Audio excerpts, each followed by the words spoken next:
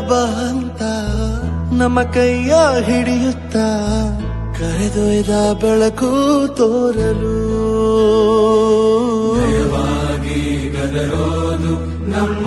ಬೆಳೆಸಲು